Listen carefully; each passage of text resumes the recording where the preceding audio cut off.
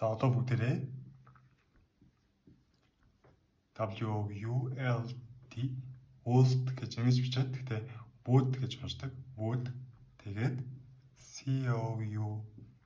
COULD could гэж бичингүүдээ could would could гэдэг энэ хоёр үгс орё.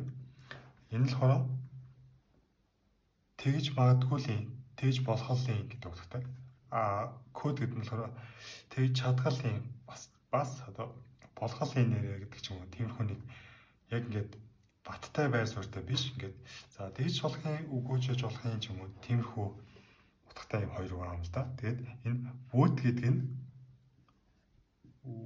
will гэдэг үгний жоохон эргэлзээтэй ч юм уу хувилбар гэж хэлж болно. Жишээ нь I will do that гэх юм бол би тэр зүйлийг хийх болно. Will гэдэг нь бүр тийх болно гэдэг ингээд баттай хэлж байгаа бол I would do that гэх юм бол би тэгж болох юм. Тэгж магадгүй гэдэг ч юм уу. За could гэдэг нь болохоор can гэдэг үгний тийм бас нэг жоохон магадгүй гэсэн утга нь. Can гэдэг нь чадна бас болно гэсэн үг шүү дээ. Тэгэхээр чи тэгж болохлын тэргээд ярангууд I could do that гэх юм бол нэрээ би тэгж болохлын тэгж чадгалын нэрээ гэсэн тийм утгатай байхгүй. Харин I can do that гэх юм бол би тэгж чаднаа гэдэг ингээд баттай хэлж байгаа үг шүү дээ.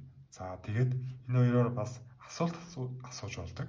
Жишээлбэл will you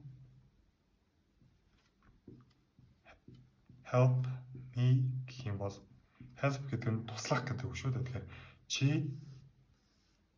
ирээд үзэх шүү дээ. Тэгэхээр чи тэгхүү яах уу гингүүд туслах хүнд надад чи надад туслах уу гэж ингэж асууж болно. Харин энийг would you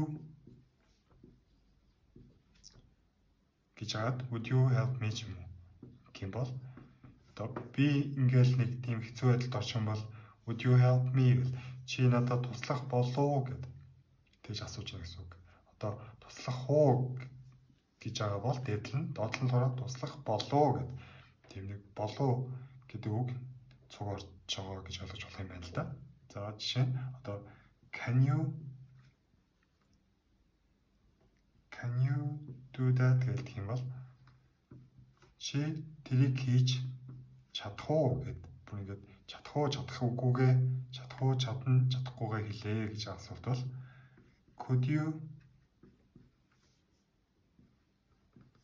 do that гэх юм бол та тэрийг хийж чадахгүйс чадах болов уу гэдэг ч юм ингээд арай нэг зөөлнөр гэх юм уу асуухтаа ингэж асууж болдог.